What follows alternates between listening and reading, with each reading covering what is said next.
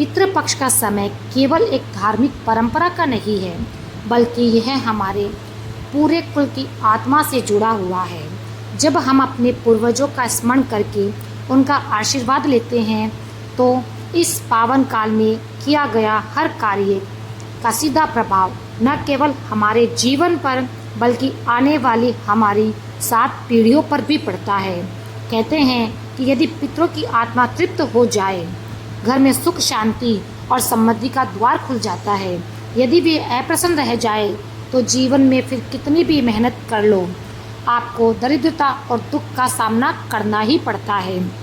इसलिए हमारे धर्म ग्रंथों और ऋषियों ने पितृपक्ष के दिनों का कुछ विशेष नियम और उपाय बताए हैं। इनमें से एक अद्भुत और गूढ़ रहस्य है कुत्तों को भोजन कराना। अब आप सोच रहे होंगे पितृपक्ष और कुत्तों का आपस में क्या संबंध है, तो जान लीजिए, हमारे शास्त्रों में कुत्ते को धर्मराज यानी यमराज का वाहन माना गया है। ये केवल एक पशु नहीं, बल्कि एक दिव्य प्रतीक है, जिसके माध्यम से पितरों तक तर्पण और श्राद्ध का संदेश पहुंचता है। मान्यता है कि यदि पितृपक्ष में कुत्तों को 3 चीज़ें खिलाई जाए, तो 7 पुश्तों तक की गरीबी मिट जाती है। ये कोई अंधविश्वास या सुनी हुई बात नहीं है, ये एक गहरी आध्यात्मिक परंपरा है, जिसे हमारे पूर्वज बहुत वर्षों से निभाते आए हैं। इन 3 चीज़ों में ऐसी शक्ति है कि वे कुत्तों के माध्यम से सीधे पितरों को तृप्त कर देती है। जब पितर प्रसन्न होते हैं, तो वे केवल हमें ही नहीं, हमारे बच्चे और हमारी आने वाली 7 पीढ़ियों को भी आशीर्वाद देकर जाते हैं और कष्टों से मुक्त करते हैं। सोच कर देखिए, हम सब अपने परिवार को सुख संपन्न देखना चाहते हैं, लेकिन कभी कभी लगता है जैसे अदृश्य बंधन हमें रोक रहा है।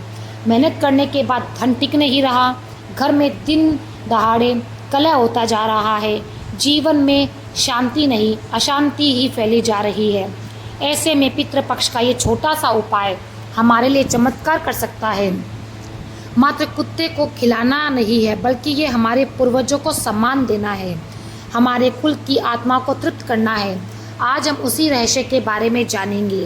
वह 3 चीज़ें कौन सी हैं जिनके बिना पितृपक्ष के अनुष्ठान अधूरे रह जाते हैं, और जब उन्हें श्रद्धा से कुत्ते को अर्पित कर दिया जाता है, तो कैसे 7 पीढ़ियों तक की गरीबी का नामो निशान हमारी ज़िंदगी से मिट जाता है।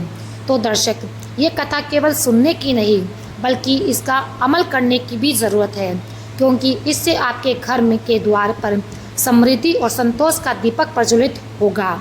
लेकिन बंधुओं, आगे बढ़ने से पहले आपको एक अत्यंत गंभीर बात बता दें कि हमारे प्राचीन धर्म और गरुड़ पुराण में स्पष्ट रूप से कहा गया है कि पितृपक्षी कोई भी कथा हो या कोई भी सीख हो, अगर उसे बीच में छोड़ दिया जाए, तो वह केवल ज्ञान से ही वंचित नहीं रहता, बल्कि वह पाप की श्रेणी में आता है, क्योंकि अधूरी कथा मन में केवल भ्रम पैदा करती है। इसलिए कहानी को बीच में मत छोड़ना। मेरा आपसे निवेदन है कि आज की इस कथा को अंत तक सुने।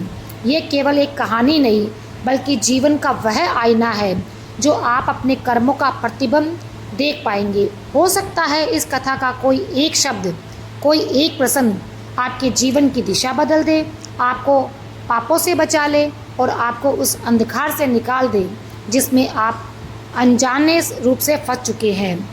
पितृपक्ष के इस पावन दिनों में हम अपने पूर्वजों को तृप्त करते हैं और वे प्रसन्न भी होते हैं, तो 7 पीढ़ियों तक आशीर्वाद देते रहते हैं। इसलिए यदि आप सच्चे सनातनी हैं, तो ये आपका धर्म है कि ऐसी ज्ञान की बातों को अपने तक सीमित ना रखें, बल्कि उन्हें अधिक से अधिक लोगों तक पहुंचाएं, ताकि उन्हें भी इन सब चीज़ों का लाभ मिल सके, उनके पितृ भी उनको आशीर्वाद दे सके और उनका आशीर्वाद मिल सके। तो चलिए फिर शुरू करते हैं दिव्य कथा और धर्म सत्य कथा। जीवन की गढ़ शिक्षाएं आपको निरंतर मिलती रहे। और हाँ, कमेंट में जय भोलेनाथ और जय पितृदेव अवश्य लिखें, ताकि ये भाव आपके पितरों तक पहुंच सके और वे आप पर अपनी कृपा दृष्टि बनाए रखें। तो चलिए श्रद्धा और विश्वास के साथ इस कथा की शुरुआत करते हैं। बोलिए हर हर महादेव। सूरज की पहली किरणें अभी धरती को छू ही रही थी कि तेजा की छोटी सी झोपड़ी के बाहर चिड़ियों का मधुर कलरव गूंज उठा।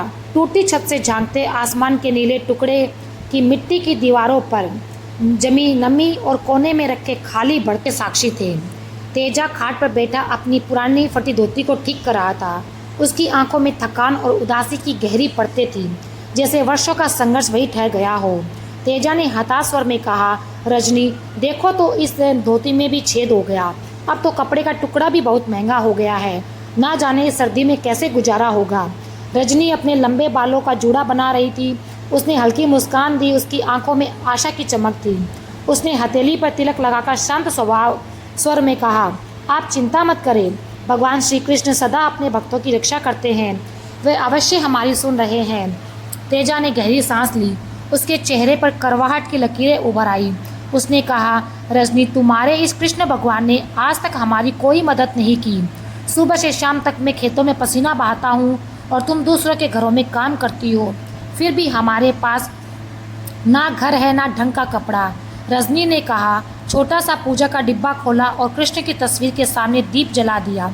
उसकी आंखों में भक्ति की ज्योति चमक रही थी। वह धीरे से बोली, शाम की लीला अगम्य है। कभी कभी जीवन में अंधकार में भी उनका प्रकाश सबसे तेज चमकता है। तेजा ने माथा पकड़कर झुंझलाहट में कहा, बस करो रजनी। हर समय भगवान भगवान सुनकर मेरा सिर दुखने लगता है। तुम दिन भर मंदिर और पूजा में लगी रहती हो। तुम्हारे कृष्ण को ये नहीं दिखता कि हम कितनी मुसीबत में हैं। सर्दी आ गई है, हमारे पास कंबल नहीं, कभी खाने को नहीं मिलता तो भूखा ही सोना पड़ता है। रजनी ने शांति से अपनी पूजा समाप्त की और धीरे से तेजा के पास आई। उसने तेजा के कंधे पर हाथ रखा। उसकी आंखों में प्रेम और करुणा थी। उसने कोमल स्वर में कहा, आप व्यर्थ चिंता क्यों करते हो? श्री कृष्ण सब देख रहे हैं। वे हमारी परीक्षा ले रहे हैं। थोड़ा धैर्य रखें। आज नहीं तो कल अवश्य हमारी कृपा दृष्टि करेंगे। तेजा ने रजनी का हाथ झटक दिया। उसकी आवाज़ में गहरी पीड़ा थी। क्या सब्र रखूं रजनी? इतने सालों से यही सुन रहा हूँ। आज ठीक होगा कल ठीक होगा, लेकिन ऐसा करते करते कितने बरस बीत गए। सब्र की भी कोई सीमा होती है। भगवान आखिर हमारी तरफ क्यों नहीं देखते? दिन रात मेहनत करते हैं, फिर भी मजदूरी इतनी कम मिलती है। बस पेट भर पाते हैं, ना कोई बचत का सुख। यही जीवन रह गया है हमारा। उसकी आंखों में आंसू चमक रहे थे, पर वह उन्हें छिपाने की कोशिश कर रहा था। रजनी ने धीरे से अपने पति का हाथ थाम लिया। उसकी आंखों में प्रेम और करुणा थी। उसने कोमल स्वर में कहा, आप चिंता मत करिए। मैं आज ही अपनी सेठानी से कुछ मदद मांग लूँगी। शायद थोड़े पैसे मिल जाए तो हम कंबल खरीद पाएंगे। और आप जमींदार से अग्रिम मजदूरी मांग लेना ताकि घर में अनाज आ सके। अनाज लगभग ख़त्म हो गया है। तेजा ने गहरी सांस ली। इस बार उसकी आंखों में क्रोध नहीं, केवल उदासी थी। उसने कंधे झुकाकर कहा, ठीक है, कोशिश करूँगा, लेकिन जानती हो जमींदार कितना कठोर है, पता नहीं क्या कहे। इतना कहकर दोनों अपने अपने कामों के लिए निकल पड़े। तेजा के मन में अब भी संदेह और निराशा थी, लेकिन रजनी अपने हृदय में श्री कृष्ण पर अटूट विश्वास लेकर सेठ के घर पहुंची। सेठानी की हवेली में प्रवेश करते ही रजनी को ऐसा लगा जैसे वह किसी और ही लोक में आ गई हो। चमचमाते फर्श, भारी पर्दे और सोने चांदी के बर्तन देखकर भी उसके मन में कोई ईर्ष्या नहीं जागी। उसके मन में केवल विस्मय और मौन था। उसने फोल्डेड हैंड से कहा, सेठानी जी प्रणाम। आरामदायक पलंग पर बैठी सेठानी ने बिना देखे ही उत्तर दिया, हाँ आ गई तुम। आज भी देर हो गई, कब सीखोगी समय पर आना? रजनी ने सिर झुकाकर कहा, माफ़ी चाहती हूँ सेठानी जी, आज मेरे पति की तबीयत ठीक नहीं थी इसलिए। लेकिन सेठानी ने उसकी बात काट दी और कहा, हर दिन कोई ना कोई बहाना। अब ज़्यादा बोलो मत, सीधे रसोई में जाओ और काम शुरू करो। आज मेहमान आने वाले हैं। रजनी चुपचाप रसोई की ओर बढ़ी, पर कुछ कदम चलकर रुक गई और धीरे से पीछे मुड़ी। उसकी आवाज़ धीमी थी, सेठानी जी एक छोटी सी विनती है। सेठानी झुंझलाकर बोली, अब क्या है? रजनी ने अपनी साड़ी का पल्लू पकड़कर धीरे से कहा, मालकिन सर्दी बहुत बढ़ गई है, हमारे घर में कंबल नहीं है। अगर आप मेरी तनख्वाह में थोड़े पैसे अग्रिम दे देगी तो बड़ी कृपा होगी। सेठानी की आंखें गुस्से से फैल गई। उसने तीखे स्वर में कहा, ये कैसी ढाई है? अभी महीना भी पूरा नहीं हुआ और पैसे मांग रही हो? पैसे तो महीने के अंत में ही मिलेंगे, उससे पहले नहीं। रजनी ने हाथ जोड़कर विनती की, मालकिन ठंड बहुत बढ़ चुकी है और घर में अनाज भी खत्म हो गया है। आप मेरी तनख्वाह से काट लेना, लेकिन अभी कृपा करके थोड़े पैसे दे दो। सेठानी ने तिरस्कार भरी नज़रों से देखा। और कहा, तुम जैसी नौकरानियाँ कभी नहीं सुधरती। बहाने बनाकर पैसे निकालना तो कोई तुम लोगों से सीखे। एक तो काम पर देर से आती हो, ऊपर से काम भी ठीक से नहीं करती, और अब पहले ही पैसे मांग रही हो। करना है तो काम करो, नहीं तो निकल जाओ। तुम्हारी जैसी और भी बहुत सी मिल जाएगी। रजनी चुप हो गई। उसके गालों पर आंसू बह रहे थे, लेकिन उसने पूछे नहीं। वह शांत होकर अपने काम में लग गई और मन ही मन भगवान श्री कृष्ण को पुकारने लगी। हे कन्हैया, आप ही हमारी रक्षा कर सकते हैं। मैं जानती हूँ कि आप हमें इस कठिनाई समय में ज़रूर निकालेंगे। उधर तेजा भी खेतों में ठंडी हवा के बीच पसीना बहा रहा था। पूरे दिन की कड़ी मेहनत के बाद जब उसने जमींदार से अग्रिम मजदूरी मांगी तो उसे भी अपमान ही सहना पड़ा। जमींदार क्रोधित होकर बोला, कल माधव पैसे मांग रहा था, आज तुम मांग रहे हो। तुम सब कामचोर हो, काम करते नहीं, पैसे मांगने सबसे आगे हो। तब तेजा ने हाथ जोड़कर विनम्रता से कहा, मालिक, घर में अनाज नहीं है, आज रात खाने को भी कुछ नहीं है, दया कीजिए। पर जमींदार ने उसे बीच में ही रोक दिया। जब तक काम पूरा नहीं होगा एक भी पैसा नहीं मिलेगा। अभी 3 दिन का काम बाकी है, पूरा करो फिर हिसाब होगा। अब जाओ, मेरा मुंह क्या देख रहे हो। तेजा ने फिर सिर झुका लिया। उसके हृदय में निराशा छा गई। धीरे धीरे घर लौटते हुए उसने सोचा, लगता है आज रात भूखे सोना पड़ेगा। पता नहीं ये दुख का समय कब खत्म होगा, शाम कब ढलेगी। रमा जब अपने काम से लौट रही थी, उसने देखा कि मंदिर के बाहर एक बड़ी भीड़ लगी है। वहाँ एक धनी व्यापारी गरीबों को कंबल बांट रहा था। ठंड से कांपते लोग पंक्ति में खड़े थे। ये देखकर रजनी की आंखें चमक उठी। उसके मन में आशा की किरण जाग गई। उसने मन ही मन कहा, हे कृष्ण, ये तो आपकी ही कृपा है। मैंने सुबह ही आपसे प्रार्थना की थी और देखिए आपने कितनी जल्दी सुन ली। वह भी पंक्ति में लग गई। कुछ समय बाद उसके हाथ में एक नया और गर्म कंबल आ गया। उसका हृदय प्रसन्नता से भर गया। चलते हुए उसने सोचा, तेजा जी कितने खुश होंगे ये देखकर। अब तो उन्हें विश्वास हो जाएगा कि भगवान हमारी सुनते हैं। लेकिन तभी रास्ते में उसकी मुलाकात एक बूढ़े भिखारी से हुई। वृद्ध व्यक्ति ठंड से कांप रहा था। उसके शरीर पर फटे पुराने कपड़े थे। उसने कांपती आवाज़ में कहा, बेटी, क्या तुम मेरी मदद कर सकती हो। रजनी रुक गई। उसने दयालु स्वर में पूछा, हाँ बाबा, बताइए, मैं क्या कर सकती हूँ। बूढ़ा बोला, बेटी, मैं बहुत गरीब हूँ। मेरी झोपड़ी टूटी फूटी है, कोई सहारा नहीं, भीख मांग कर गुजारा करता हूँ। इस ठंडी रातों में मेरे पास कोई कंबल नहीं। मेरी तबीयत भी बहुत ख़राब है।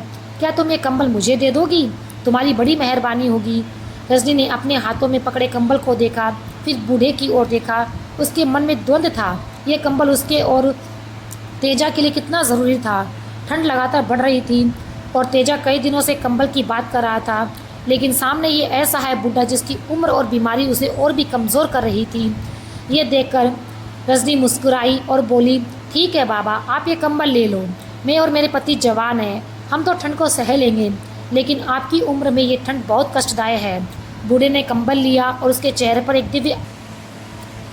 कुछ दिन इसी तरह बीते। अब तेजा के मन में भगवान के प्रति गहरी श्रद्धा जाग उठी थी। वह और रजनी दोनों ही रोज़ भक्ति और प्रार्थना में समय बिताने लगे।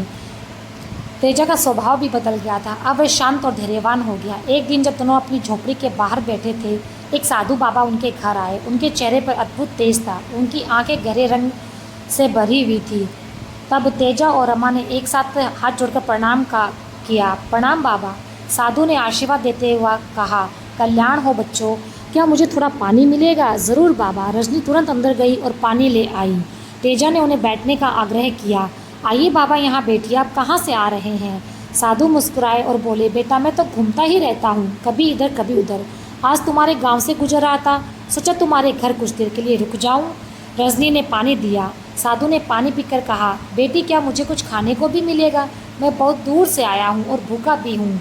रजनी ने तेजा की ओर देखा। तेजा ने तुरंत कहा, रजनी, ऐसे क्यों देख रही हो? बाबा को खाने को दो, जो बचेगा उसमें हम बांट कर खा लेंगे। रजनी प्रसन्न हो गई और तुरंत भोजन परोस दिया। साधु ने खाते समय गहराई से तेजा को देखा और पूछा, बेटा, तुम क्यों परेशान लगते हो? कोई चिंता है? बताओ, शायद मैं मदद कर सकूं।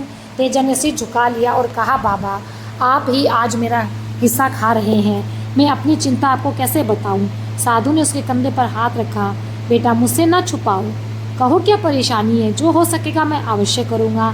तेजा ने गहरी सांस ली और कहा, कुछ नहीं बाबा, मैं बहुत गरीब हूँ, मेरा खेत नहीं है, दूसरों के खेत में मेहनत करता हूँ। मेरी पत्नी भी दूसरों के घर में काम करती है, हम दिन रात मेहनत करते हैं पर इतनी मजदूरी नहीं मिलती कि घर गुजारा चल सके, कुछ भी बचत नहीं हो पाती। साधु ने अपनी दाढ़ी सहलाते हुए गंभीरता से कहा, बेटा तुम्हारी समस्या का उपाय है, पर उसके लिए तुम्हें एक नियम पालन करना होगा। ये नियम कठिन होगा, यदि तोड़ोगे तो कृपा नहीं मिलेगी, लेकिन यदि निभाओगे तो तुम्हारा जीवन बदल जाएगा। तेजा की आंखें चमक उठी। कैसा नियम बाबा? साधु ने कहा, तुम्हें ऐसा नियम अपनाना होगा जो तुम रोज निभा सको। कोई साधना या लंबा जाप तुम्हारे बस का नहीं होगा, पर कोई सरल नियम तुम चुन सकते हो। तेजा ने सोचा और बोला, मेरे पड़ोस में माधव नाम का एक सब्जी वाला है। वह रोज़ सुबह अपने घर के बाहर ठेला लगाता है और फिर दूसरे गांव में चला जाता है। मैं रोज़ उसे देखता हूँ। साधु ने कहा, बस बेटा यही तुम्हारा नियम होगा। तुम रोज़ उसे देखोगे। जब तक माधव को ना देखो तब तक भोजन नहीं करोगे। याद रखना, ये नियम टूटना नहीं चाहिए। अगर नियमित करोगे तो भगवान बहुत जल्द कृपा बरसाएंगे। तेजा ने हाथ जोड़कर कहा, बाबा मैं वचन देता हूँ, मैं ये नियम कभी नहीं तोड़ूंगा। साधु ने प्रसन्न होकर आशीर्वाद दिया और चले गए। जाते जाते उनकी आंखों में एक रहस्यमय चमक थी जिसे तेजा और रजनी समझ ना पाए।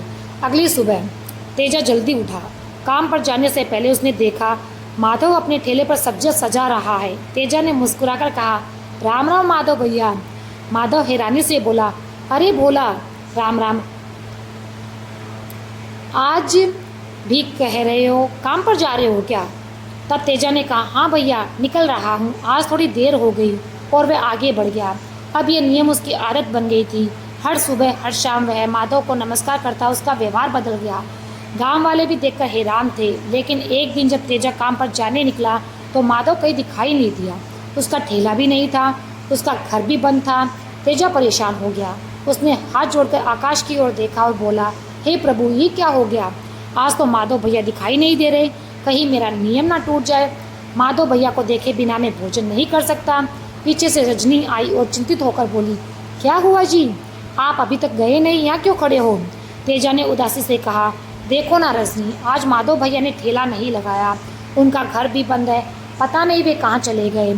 रजनी ने सांत्वना देते हुए कहा, आप चिंता मत कीजिए, दोपहर में जब आप काम से लौट कर आएंगे तब माधव भैया आ चुके होंगे, तब दर्शन कर लेना। तेजा ने राहत की सांस ली। हाँ, तुम ठीक कह रही हो, वैसे भी अब देर हो चुकी है। अगर काम देरी से पहुंचा तो जमींदार नाराज हो जाएगा। वह काम पर चला गया, लेकिन उसका मन पूरे दिन अशांत रहा। दोपहर को जब वह खाना खाने घर लौटा तो फिर भी माधव का कोई पता नहीं था। रजनी ने प्रसन्नता से कहा, आ गए आप, मैं अभी खाना परोसती हूँ। तेजा ने चिंतित होकर कहा, नहीं रजनी, मैं खाना नहीं खा सकता। मैंने आज माधव भैया के दर्शन नहीं किए। अगर खा लिया तो मेरा नियम टूट जाएगा। मैं नियम नहीं तोड़ सकता, नहीं तो प्रभु मुझसे कृपा हटा लेंगे। मैंने पहले कभी भगवान पर भरोसा नहीं किया था, लेकिन अब विश्वास मिला है, चाहे भूखा रहना पड़े, पर नियम नहीं तोड़ूंगा। रजनी परेशान हो गई। उसने सोचा, ये कैसा नियम बना लिया इन्होंने, पता नहीं कब तक भूखे रहेंगे। सूरज भी ढल गया है, रात भी हो आई, लेकिन माधव का घर बंद ही रहा। तेजा भूखा रहा और उसने रात को भोजन नहीं किया। रजनी ने समझाया, अब छोड़ भी दीजिए ये नियम, कुछ खा लीजिए, भूखे पेट नींद कैसे आएगी? पर तेजा अटल रहा, नहीं रजनी, मैं किसी भी हालत में अपना नियम नहीं तोड़ूंगा। तुम खा लो, मैं नहीं खाऊंगा। रजनी ने आंसू भरी आंखों से अपने पति को देखा। उसके मन में चिंता थी और गर्व भी। अपने पति की दृढ़ता और प्रभु पर विश्वास देकर अगली सुबह तेजा फिर तैयार होकर बाहर गया। पर आज भी माधव का ठेला नहीं था, लेकिन इस बार माधव की पत्नी बाहर कपड़े धो रही थी। तेजा ने विनम्रता से पूछा, कहा नमस्ते भाभी, माधव भैया कहाँ हैं? 2 दिन से दिखाई नहीं दिए।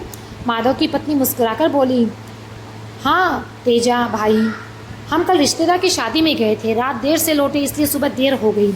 अभी माधव खेत गए हैं ताज़ी सब्जियां लाने। तेजा का दिल और बेचैन हो गया। उसने जल्दी से कहा, ठीक है भाभी, मैं उनसे खेत में ही मिल लेता हूँ। वह भूख और कमजोरी के बावजूद तेज कदमों से खेत की ओर दौड़ पड़ा। उधर खेत में माधव सब्जियां चुन रहा था। तभी उसकी नज़र ज़मीन पर किसी चमकदार चीज़ पर पड़ी। उसने मिट्टी खोदी और एक घड़ा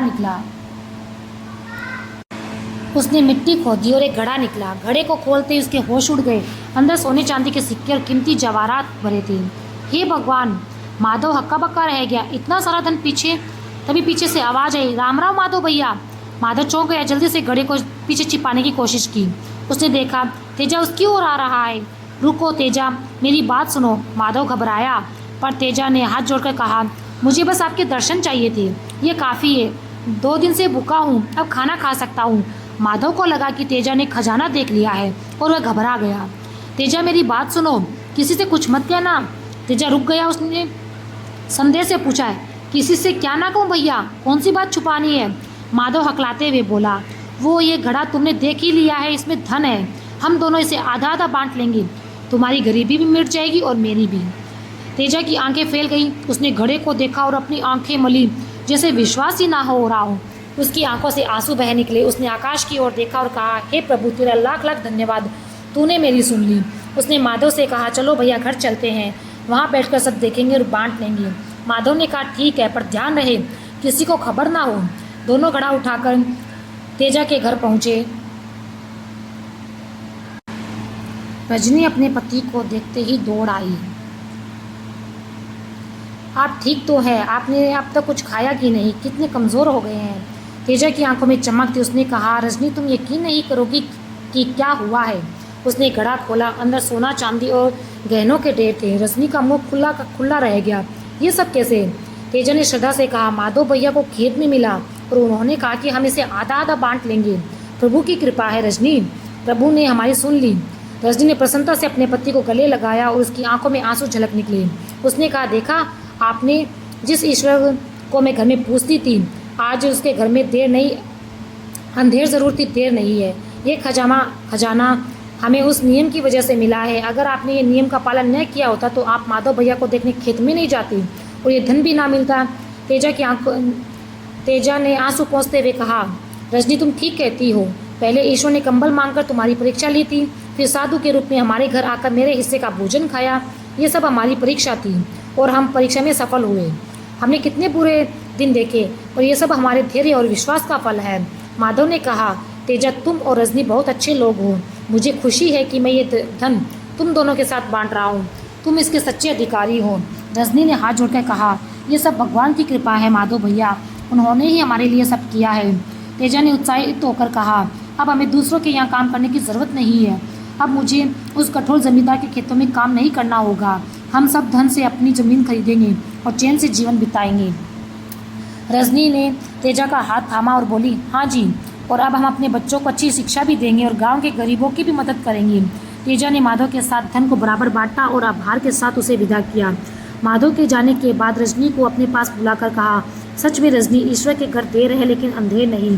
मैंने कितना गलत सोचा था। मैं तो रूठा हुआ था कि वे हमारी मदद नहीं करते, पर वे तो हर पल हमारे साथ है। रजनी मुस्कुराई और बोली, भगवान हमेशा अपने भक्तों की परीक्षा लेते हैं और फिर उन्हें आशीर्वाद भी देते हैं। हमें बस उन पर विश्वास रखना चाहिए। आपने भी वही किया। तेजा ने उस दिन ये नियम पूरा करने के बाद पहला भोजन किया। उसके मन में अपार शांति और प्रभु के प्रति आभार था। समय बीता और तेजा रजनी का जीवन बदल गया। उसने गांव में एक सुंदर घर बनाया और कुछ ज़मीन भी खरीदी। अब रजनी को दूसरों के घरों में काम नहीं करना पड़ता था और तेजा भी अपने खेतों में मेहनत करता था। धन आने के बावजूद उनका स्वभाव सरल और दयालु ही बना रहा। उन्होंने गांव के गरीब बच्चों के लिए एक छोटा सा स्कूल खोला जहां पर मुफ्त की शिक्षा दी जाती थी। एक दिन तेजा खेत में काम कर रहा था, तभी एक अजनबी वहां आया। उसे देखकर बोला कि तेजा को कुछ जान पहचान सा लगा। अजनबी मुस्कुराकर बोला, नमस्ते। तेजा ने हैरानी से कहा, नमस्ते, क्या हम पहले मिले हैं? अजनबी ने गुड़ मुस्कान के साथ कहा, हाँ हम मिले हैं, पर शायद तुम मुझे पहचान नहीं पा रही। तेजा ने गौर से देखा। उसके चेहरे पर दिव्य आभा थी, आंखों में अलौकिक प्रकाश था। तेजा का दिल कांप उठा। आप तो वही है जो उस रात बारिश में हमारे घर आए थे। अजनबी मुस्कुराया और बोला, हाँ वही हूँ, और वही जिसने तुम्हें नियम दिया था कि रोज़ माधव को देखना। तेजा के पैरों तले से जमीन खिसक गई। वह तुरंत उनके चरणों में गिर पड़ा और भावुक और बोला, आप साधु बाबा है और आप ही वह बूढ़े भिखारी थे जिन्हें रजनी ने कंबल दिया था। अजनबी ने उन्हें उठाकर अपने गले लगा लिया और कहा, हाँ तेजा, मैं वही हूँ। मैं तुम्हारी परीक्षा लेने आया था और तुम दोनों सफल हुए। तेजा की आंखों में आंसू बह निकले।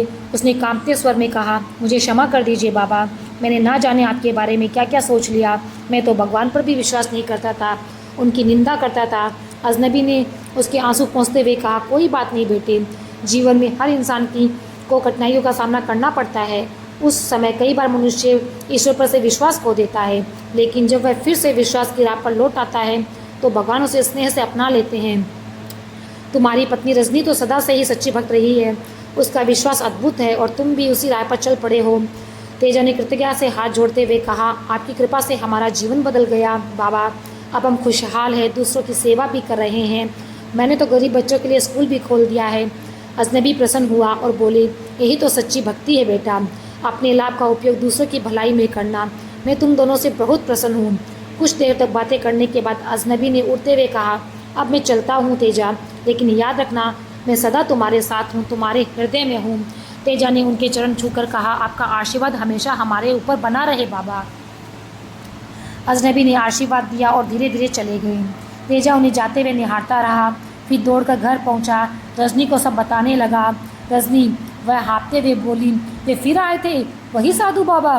रमा ने विस्मय से पूछा। कौन साधु बाबा? कहाँ? तेजा ने उत्साह से सारी घटना सुना दी। रजनी के चेहरे पर भक्ति और आश्चर्य का भाव छा गया। उसने आंखें बंद करके हाथ जोड़ते हुए कहा, प्रभु ने हमें फिर से दर्शन दिए, हम कितने भाग्यशाली हैं। तेजा ने अपनी पत्नी को गले लगा कर कहा, रजनी हम सच में भाग्यशाली हैं, ये सब तुम्हारे अटूट विश्वास के कारण संभव हुआ है। तुम्हारा विश्वास ही हमें यहाँ तक लाया है। उस शाम को तेजा और रजनी ने विशेष पूजा का आयोजन किया, पूरे गांव को आमंत्रित किया, सभी को भोजन कराया, गरीबों को कपड़े दिए, आवश्यक वस्तुएं भी दान में दी। इस प्रकार तेजा और रजनी के जीवन की नई दिशा बदल गई। विश्वास, दया और सेवा से भरी दिशा। उन्होंने अपने अनुभव से ये सीखा कि जीवन चाहे कितनी भी कठिनाइयाँ आए, विश्वास और धैर्य से उनका सामना करने पर अंततः प्रभु की कृपा अवश्य मिलती है। आज भी गांव के लोग तेजा और रजनी की कथा सुनाते हैं, कैसे एक गरीब दंपति के विश्वास और कर्म ने उन्हें सफलता की और समृद्धि दी। और सब यही सीखते हैं कि ईश्वर के घर देर है लेकिन अंधेर नहीं। तो भक्तों, तेजा और रमा रजनी की इस पूरी घटना से पहले सीख यही निकलती है कि भगवान अपने भक्तों की परीक्षा जरूर लेते हैं, लेकिन उनका हाथ कभी नहीं छोड़ते। पितृपक्ष के दिनों में भी यही संदेश बार बार बताया जाता है कि जब हम अपने पूर्वजों का तर्पण करते हैं, उन्हें श्राद्ध से स्मरण करते हैं, तो वे हमारी परीक्षा लेते हैं। वे देखना चाहते हैं कि संतान कठिनाइयों में भी अपने धर्म और कर्तव्य को निभाते हैं या नहीं। रजनी ने जब एक बूढ़े बाबा को कंबल दे दिया तो ये केवल दया नहीं थी, बल्कि वह अपने पितरों की आत्मा को संतुष्ट करने जैसा था। क्योंकि शास्त्रों में कहा गया है, जो भूखे को अन्न, प्यासे को जल और ठुरते को वस्त्र देता है, वह केवल दान ही नहीं करता बल्कि अपने पितरों को भी प्रसन्न करता है। रजनी का यही त्याग प्रभु की परीक्षा थी और वही आशीर्वाद बनकर उनके जीवन में लौटा। पितृपक्ष हमें यही सिखाता है कि पूर्वजों की कृपा तभी मिलती है जब हम दूसरों के दुख को अपना समझकर उनकी सहायता करते हैं। दूसरी सीख इस कथा से मिलती है कि धैर्य और नियम से ही ईश्वर और पितरों की कृपा प्राप्त होती है। साधु बाबा ने भोला को नियम दिया कि माधव का दर्शन किए बिना भोजन ना करे। तेजा ने चाहे कितनी भी भूख सही हो पर अपना नियम नहीं तोड़ा। पितृपक्ष का भी यही महत्व है। इन दिनों कहा जाता है कि यदि नियम तोड़ा तो पितरों का आशीर्वाद दूर चला जाता है। श्राद्ध में स्वच्छता, संयम, सत्य, नियम सबसे बड़ा आधार है। जैसे तेजा ने भूखा रहकर भी अपना नियम का पालन किया और अंततः सोना चांदी का घड़ा पाया, वैसे ही जो मनुष्य पितृपक्ष के समय और श्रद्धा से कर्म करता है, उसके जीवन में दरिद्रता और संकट मिट जाते हैं। ये कथा हमें बताती है कि धैर्य और नियम केवल भगवान को नहीं बल्कि पितरों को भी प्रसन्न करते हैं और उनके आशीर्वाद से घर में समृद्धि आती है। तीसरी सीख ये मिलती है कि जब प्रभु कृपा बरसाते हैं और पितरों का आशीर्वाद मिलता है तो उस धन और सुख का उपयोग केवल अपने लिए ना करें बल्कि सेवा और दान में भी लगाए। तेजा और रजनी ने भी यही किया। उन्होंने अपने धन से गांव के बच्चों के लिए स्कूल खोला, गरीबों को भोजन और कपड़े भी दिए। यही असली तर्पण है। पितृपक्ष का सबसे बड़ा संदेश यही है, जब हम दूसरों के जीवन में प्रकाश भरते हैं तो पितर प्रसन्न होते हैं और हमें आशीर्वाद देते हैं। श्राद्ध केवल अन्न जल अर्पित करना नहीं बल्कि ये भाव है कि हमें अपने पितरों की स्मृति में करुणा और सेवा करनी चाहिए। रजनी और तेजा ने सेवा और दया को ही अपना धर्म बनाया और इसी से उनके जीवन में शांति और समृद्धि आई। इसलिए भाइयों और बहनों, इस कथा और पितृपक्ष दोनों में यही तीन बातें गहरी थी, सीखने को मिली। ईश्वर और पितर हमेशा परीक्षा लेते हैं पर अपने भक्तों का हाथ कभी नहीं छोड़ते।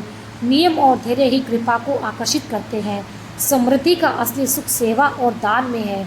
यही कारण है कि पितृपक्ष में दया, श्रद्धा और संयम से किया गया हर कर्म कई पीढ़ियों तक आशीर्वाद बनकर उभरता है। तो दर्शकों, अभी यही कहानी यही खत्म नहीं होती। अभी तो हम पितृपक्ष की उन दिव्य कथाओं को याद करेंगे जिन्हें सुनने के बाद आपके हृदय में एक नया प्रकाश जागेगा। क्योंकि पितृपक्ष केवल श्राद्ध और तर्पण का समय नहीं, ये वह अवसर है जब मनुष्य अपने पितरों की आत्मा को तृप्त कर सकता है और साथ ही जीवन की दरिद्रता, दुख और संकट को दूर कर सकता है।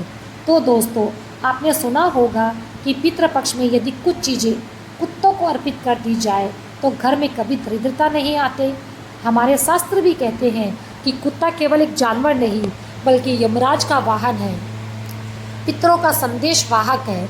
जब पितृपक्ष के दिनों में हम श्रद्धा से इन जीवों को भोजन कराते हैं तो ये सीधा हमारे पितरों तक पहुंचता है। वे तृप्त होकर आशीर्वाद देते हैं और यही वह रहस्य है जिसके बारे में अब हम विस्तार से जानेंगे। पितृपक्ष में 3 विशेष चीज़ें जो कुत्तों को खिला देने से जीवन में गरीबी नहीं आने देती।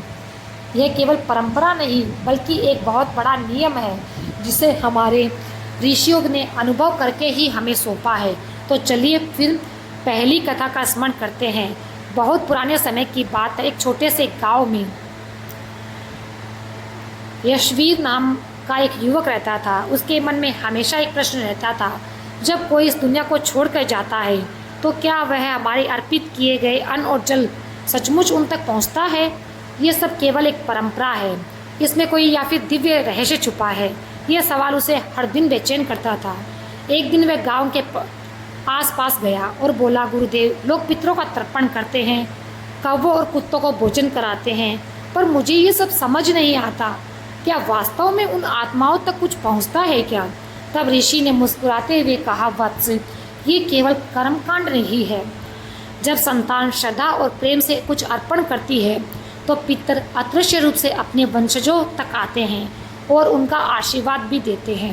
विशेष रूप से कुत्ते को भोजन कराना बहुत पवित्र माना गया है क्योंकि वे धर्मराज का वाहन है और पितरों तक अर्पण करने का बहुत बड़ा माध्यम भी है। उन्हें कुछ पहुंचाने का सबसे बड़ा माध्यम है। यदि तुम श्रद्धा से करोगे तो तुम्हारी शंका मिट जाएगी। युवक ने उसी दिन संकल्प लिया। उसने स्नान करके शुद्ध वस्त्र धारण किए, तिल और जल से अपने पितरों का स्मरण किया और अन्न बनाकर अर्पण की तैयारी की। थोड़ी ही देर में एक दुबला पतला कुत्ता उनके आंगन में आ पहुंचा। उसकी आंखों में करुणा थी, शरीर कांप रहा था। युवक ने सोचा, शायद यही वह अवसर है जो गुरुदेव ने कहा था। उसने प्रेम से उस कुत्ते को अपने हाथों से रोटी और खीर खिलाई। जैसे ही कुत्ते ने भोजन किया, उसके शरीर से एक दिव्य प्रकाश फैलने लगा। उसी क्षण युवक ने अपने हृदय में एक गूंज सुनी, वत्स, हम तुम्हारे पितर हैं, तुम्हारी श्रद्धा और सेवा से हम तृप्त हुए। आज तुमने जो अर्पण इस कुत्ते को दिया वह सीधा हम तक पहुंचा है। तुम्हारे घर में अन्न धन की कभी कमी नहीं होगी और तुम्हारी संतानें भी इसी धर्म का पालन करेगी। ये सुनकर युवक की आंखों में आंसू आ गए। उसने हाथ जोड़कर कहा, अब मुझे विश्वास हो गया है कि पितरों को अर्पण कभी व्यर्थ नहीं जाता और कुत्ते को खिलाना वास्तव में धर्मराज को प्रसन्न करने के समान है। उस दिन से उसने निश्चय किया कि हर वर्ष पितृपक्ष के दिनों में वह विशेष रूप से कुत्तों को भोजन कराएगा, क्योंकि जब कुत्ता तृप्त होता है तो समझना चाहिए कि पितर भी प्रसन्न होकर आशीर्वाद देते हैं। तो दोस्तों, इस कथा का सबसे गहरा संदेश यही है, अपने पितरों को तृप्त करना हमारी सबसे बड़ी जिम्मेदारी है और कुत्ते को भोजन कराना केवल दया का कार्य नहीं बल्कि वह सीधे पितरों तक पहुंचता हुआ अर्पण है। जब कुत्ता भोजन कर आनंद से पूंछ हिलाता है तो उसी क्षण हमारे पूर्वज हमारी आत्मा पर कृपा की छाया बनकर उतरते हैं। इसलिए जब भी पितृपक्ष का समय आए, सदा से कुत्तों को भोजन कराइए। यही सबसे सरल और सच्चा तर्पण है। इसलिए दोस्तों, अब दूसरी कथा की ओर बढ़ते हैं। बहुत पुराने समय में काशी के पास में एक छोटा सा नगर था। उसमें एक धनराज नाम का सेठ रहता था। उसके पास धन, वैभव, अनाज और गहनों की कोई कमी नहीं थी, परंतु एक दुख उसके हृदय में गहराई तक बैठा हुआ था। उसका परिवार लगातार बीमारियों से घिरा रहता था। घर में कलह होती, व्यापार में भी बार बार घाटा होता। धनराज सोच में डूबा रहता, मेरे पास सब कुछ होते हुए भी सुख क्यों नहीं? आखिर कौन सा पाप है जिसने मेरे घर की शांति छीन ली? एक दिन नगर में एक साधु आए। उसने तेजस्वी स्वरूप देखकर धनराज को उसे बुलाया, अपनी व्यथा सुनाई। साधु ने ध्यान लगाया और फिर कहा, सेठ, तुम्हारे घर की ये दुर्दशा इसलिए है क्योंकि तुमने कभी अपने पितरों का स्मरण और श्राद्ध नहीं किया। जिन आत्माओं ने तुम्हें जन्म दिया, तुम्हारे अन्न का हिस्सा मिलना चाहिए था, वे आज तृष्णा से भटक रहे हैं।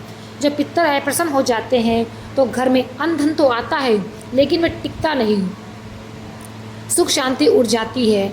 धनराज चौंक गया। उसने कहा, गुरुदेव, मैंने कभी इस विषय में सोचा ही नहीं, कृपा करके मुझे मार्ग बताइए। साधु, आने वाले दिनों में पितृ स्मरण का विशेष समय है। उस दौरान तुम तर्पण, पिंडदान और अन्नदान करो। खासकर ध्यान रखना कि ब्राह्मणों, कौवों और कुत्तों को भोजन अवश्य कराना, क्योंकि यही सेतु है जिसके माध्यम से तुम्हारा अर्पण पितरों तक पहुँचेगा। धनराज ने साधु के आदेश का पालन किया। जब वह दिन आया तो उसने पूरे नगर में भोज का आयोजन किया। ब्राह्मणों को आदरपूर्वक भोजन कराया, कौवे और गायों को अनाज खिलाया और अपने आंगन के बाहर बिठाकर कुत्तों की प्रतीक्षा करने लगा। कुछ ही देर में 2 कुत्ते वहां आ गए। एक का शरीर घायल था, दूसरा बहुत कमज़ोर था और भूखा था। लोग उन्हें देखकर मुंह फेर लेते थे, पर धनराज ने उन्हें तुरंत अपने हाथों से रोटी, दूध और खीर खिलाई। कुत्तों ने तृप्त होकर पूंछ हिलाई और शांति से लेट गए। जैसे ये हुआ, अचानक धनराज ने अपने घर में एक दिव्य सुगंध का अनुभव किया। ऐसा लगा जैसे घर के हर कोने में किसी ने आशीर्वाद बरसाया हो। उसी रात उसने स्वप्न देखा, उसके पितर उसके सामने खड़े हैं। उनके मुख पर संतोष था। वे बोले, वत्स धनराज, आज तुमने हमें तृप्त किया। इतने वर्षों से हम प्रतीक्षा कर रहे थे, परंतु आज तुम्हारे हाथों से अर्पण पाकर हमारा हृदय प्रसन्न हुआ। अब तुम्हारे घर से क्लेश दूर होगा, समृद्धि स्थायी होगी। सुबह जब धनराज जागा तो सचमुच उसके घर का वातावरण बदल चुका था। बीमार लोग धीरे धीरे स्वस्थ होने लगे थे, व्यापार में लाभ होने लगा था और परिवार में शांति स्थापित हो गई। तो दोस्तों, इस कथा का गहरा संदेश यही है, केवल धन होना ही सुख नहीं, पितरों का आशीर्वाद ना हो तो धन भी व्यर्थ होता है। पितरों को तृप्त करने का सबसे सरल मार्ग है श्रद्धा से तर्पण करना और ब्राह्मण, कौवे और विशेषकर कुत्तों को भोजन कराना। कुत्ता केवल जानवर नहीं बल्कि धर्मराज का वाहन है। उसे भोजन कराना सीधे सीधे पितरों तक अर्पण पहुंचाना है। इसलिए जब भी पितृपक्ष का समय आए, हमें भूल कर भी इस कर्म को टालना नहीं चाहिए। भूखे कुत्ते को रोटी, दूध, चावल या कोई भी भोजन कराइए। उसका तृप्त होना ही आपके पितरों का तृप्त होना है। और जब पितर तृप्त होते हैं तो घर, परिवार और उनका आशीर्वाद स्वतः बरसने लगता है। तो दोस्तों, बहुत समय पहले मगध के राजा चंद्रसेन का शासक था। राजा दयालु और न्यायप्रिय था, लेकिन एक समस्या उसे भीतर ही भीतर खाई जा रही थी। राजमहल में बार बार अनहोनी होती। कभी घोड़े बीमार पड़ते, कभी खेतों की फसल नष्ट हो जाती, कभी महल के अंदर बिना कारण कलह हो जाती। राजा सोच में डूबा रहता, मैं धर्म का पालन करता हूँ, प्रजा की सेवा भी करता हूँ, फिर भी मेरे महल और राज्य में अशांति क्यों? एक दिन वह वृद्ध तपस्वी राजमहल में आए। उनके तेजस्वी स्वरूप को देखकर राजा ने उन्हें प्रणाम किया और अपनी समस्या बताई। तपस्वी ने नेत्र मूंद कर ध्यान किया और कहा, राजन, तुम्हारे पूर्वज असंतुष्ट हैं। वर्षों से किसी ने उनका श्राद्ध और तर्पण नहीं करा, उनके लिए ना अन्न दिया ना जल अर्पित किया। उनकी आत्मा तृष्णा से भटक रही है। जो पितर प्रसन्न नहीं होते तो वंशज का जीवन सुखी नहीं होता। राजा चौंक उठा, गुरुदेव, ये तो बड़ा पाप हो गया, कृपा करके मुझे उपाय बताएं। तपस्वी बोले, आने वाले दिनों में पितृ का स्मरण काल है। तुम श्राद्ध और तर्पण करो, अन्नदान करो, ब्राह्मणों और कौवों को भोजन कराओ और विशेषकर कुत्तों को भोजन कराना मत भूलना। कुत्ते धर्मराज के दूत हैं, उन्हें भोजन कराना, पितरों तक सीधा अपना संदेश पहुंचाना है। तब वे तृप्त होते हैं, तभी पितर आशीर्वाद देते हैं। राजा ने तपस्वी की बात को गांठ बांध लिया।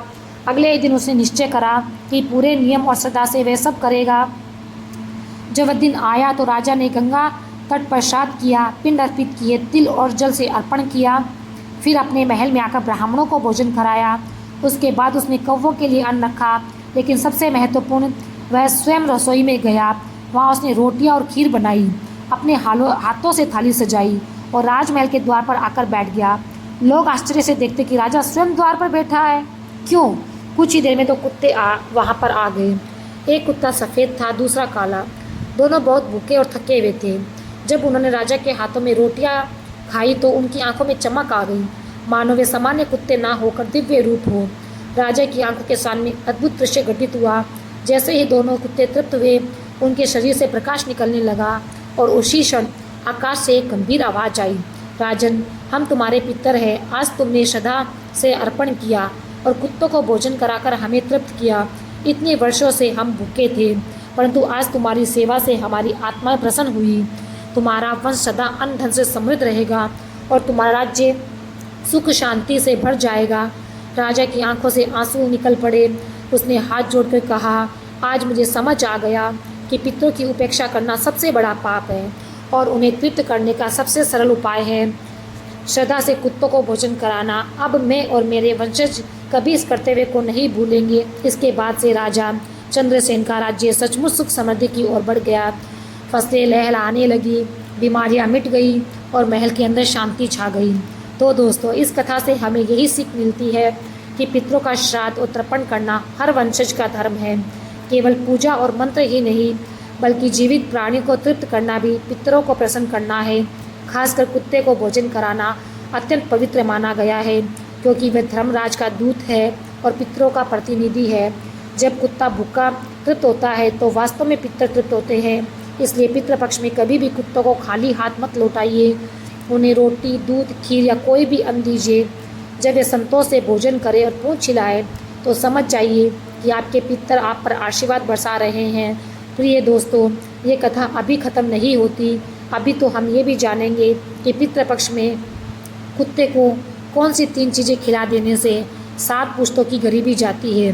तो दोस्तों, आज हम एक ऐसे रहस्य और आस्था से जुड़ा विषय सुनने जा रहे हैं जिसे सुनकर आपके हृदय में श्रद्धा और भी जाग उठेगी। ये कथा केवल एक रस्म नहीं, बल्कि एक विश्वास है जो हमारे पूर्वजों और धर्म ग्रंथों से जुड़ा हुआ है। पितृपक्ष के दिनों में जब हम अपने पितरों का स्मरण करते हैं, तर्पण करते हैं, श्राद्ध करते हैं, ब्राह्मणों व पशु पक्षी को भोजन कराते हैं, तो उसमें कुत्ते का भी विशेष स्थान माना गया है। कहते हैं यदि पितृपक्ष में कुत्तों को ये 3 चीज़ें खिला दे तो 7 पुश्तों तक की गरीबी और दरिद्रता हमेशा के लिए ख़त्म हो जाती है। सबसे पहले समझिए पितृपक्ष में कुत्ते का इतना महत्व क्यों। गरुड़ पुराण और महाभारत दोनों में ही कुत्ते का उल्लेख धर्म के प्रहरी के रूप में मिलता है। यमराज के द्वार पर 2 कुत्ते होते हैं जो जीवात्माओं का मार्गदर्शन करते हैं। यही कारण है कि पितृपक्ष में कुत्ते को भोजन कराने से पितरों की आत्मा को शांति मिलती है और घर से दरिद्रता दूर हो जाती है। पहली चीज़ रोटी, 7 अनाज या साधारण गेहूं की रोटी। कहते हैं कि पितृपक्ष के दिन ताज़ी रोटी बनाकर उसमें थोड़ा सा घी लगाकर कुत्ते को खिलाया जाए तो ये रोटी सीधे पितरों तक पहुंचती है। रोटी में अनाज का अन्न जीवन का आधार है। जब ये रोटी कुत्ते को दी जाती है तो हमारे पितरों को तृप्ति मिलती है और जब पितर प्रसन्न होते हैं तो वे अपने वंशजों को कभी दरिद्र नहीं होने देते और ना ही दरिद्रता आने देते हैं। कथा आती है, एक बार एक निर्धन ब्राह्मण था जो हमेशा भूखा प्यासा रहता था। उसने पितृपक्ष में मात्र एक दिन कुत्ते को रोटी खिलाई। उसी वर्ष उसके खेतों में इतनी उपज हुई कि वह जीवन भर भूखा नहीं रहा। ये केवल आस्था नहीं, बल्कि कर्म और श्रद्धा का फल है। दूसरी चीज़ है दूध, दही। दूध को अमृत तुल्य माना गया है। जब कुत्ते को दूध या दही पिलाया जाता है तो ये पितरों के लिए अमृत का अर्पण माना जाता है, क्योंकि मृत्यु के बाद आत्मा की सबसे बड़ी प्यास तृप्ति और शांति की होती है। दूध पवित्रता का प्रतीक है। कहा गया है कि यदि पितृपक्ष में कुत्ते को दूध दिया जाए तो 7 जन्मों तक घर में दरिद्रता नहीं आती। जो परिवार पहले कर्ज और गरीबों में दबे रहते हैं, वहाँ धीरे धीरे समृद्धि का द्वार खुल जाता है। तीसरी चीज़ गुड़। गुड़ को मीठा, सौम्यता और मंगल का प्रतीक माना गया है। जब गुड़ कुत्ते को खिलाया जाता है तो माना जाता है कि पितरों के हृदय में प्रसन्नता बढ़ जाती है, क्योंकि गुड़ का स्वाद मीठा है और यह शरीर को ऊर्जा देता है। वैसे ही गुड़ अर्पित करने से घर परिवार में मिठास और सुख शांति आती है। एक पुरानी कथा है कि एक राजा के वंश में कई पीढ़ियों से कोई सुख नहीं आया। हर समय युद्ध, दरिद्रता और अशांति बनी रहती। एक दिन साधु ने उसे कहा, पितृपक्ष में कुत्तों को गुड़ खिलाओ। राजा ने ऐसा ही किया। अगले ही वर्ष उसके घर में संतान, सुख और समृद्धि का आगमन हुआ। तो दोस्तों, इस प्रकार यदि पितृपक्ष के दिनों में श्रद्धापूर्वक कुत्ते को रोटी, दूध और गुड़ खिलाया जाए तो ये केवल एक कर्म नहीं, बल्कि पितरों का आशीर्वाद पाने का माध्यम है। कहते हैं जब पितर प्रसन्न होते हैं तो केवल एक पीढ़ी नहीं, बल्कि 7 पीढ़ियाँ समझ जाती है। और वे अपने वंशजों की रक्षा करते हैं और उन्हें समृद्धि का आशीर्वाद देते हैं। तो याद रखना, पितृपक्ष में कुत्ते को भोजन कराना कोई साधारण कार्य नहीं है। ये आपके पूर्वजों के प्रति आपका आभार व्यक्त करने का एकमात्र असरदार तरीका है। और जब पूर्वज आशीर्वाद देंगे तब आपके घर से गरीबी, दुख, दरिद्रता, रोग, शोक सदा से के लिए दूर हो जाएंगी। तो दोस्तों, आपने देखा कि पितृपक्ष के इन पावन दिनों में यदि हम श्रद्धा से कुत्ते को रोटी, दूध और गुड़ अर्पित करते हैं तो ये केवल सामान्य दान नहीं रहता, बल्कि ये हमारे पितरों के लिए अमृत के तुल्य बन जाता है। इन तीनों चीज़ों का प्रभाव इतना गहरा है कि 7 पुष्टों तक घर में दरिद्रता समाप्त हो जाती है और परिवार में सुख, शांति, समृद्धि और पितरों का आशीर्वाद स्थायी रूप से बना रहता है। तो याद रखना, पितृपक्ष हमें ये सिखाता है कि हमारे पूर्वज केवल नाम भर के नहीं, वे आज भी हमारे जीवन के आधार है। उनके आशीर्वाद से ही हमारा दीपक जलता है, हमारे घर का दीपक जलता है, हमारे घर में रोशनी है, संतानें उन्नति करती है और परिवार में सुख समृद्धि बनी रहती है। इसलिए इस पितृपक्ष में ये छोटा सा कार्य अवश्य कीजिए।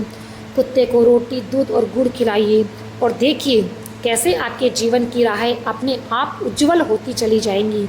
अब आप सभी से निवेदन है, इतनी बड़ी कथा सुनाने में देखिए बहुत समय लगता है, बहुत अधिक समय तक बोलना पड़ता है, तो इतनी मेहनत करते हैं तो आपका भी फ़र्ज़ बनता है कि आप चैनल को सब्सक्राइब करें, लाइक करें और दोस्तों के साथ में शेयर करें ताकि हमें मोटिवेशन मिलता रहे। आप खुद जान सकते हैं कि इतनी बड़ी कहानी बताने में कितना समय लगता है, गला भी रह जाता है। तो आपसे हाथ जोड़कर निवेदन है कि चैनल को सब्सक्राइब करे बिना ना जाए और बीच में ना छोड़े।